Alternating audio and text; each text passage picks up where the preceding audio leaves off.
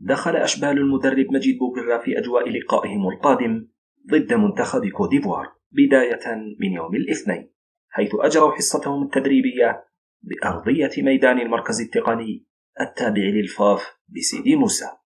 إضافة إلى حصة فيديو بعدها لتحليل أدائهم وأداء المنافس في ربع نهائي شان 2022.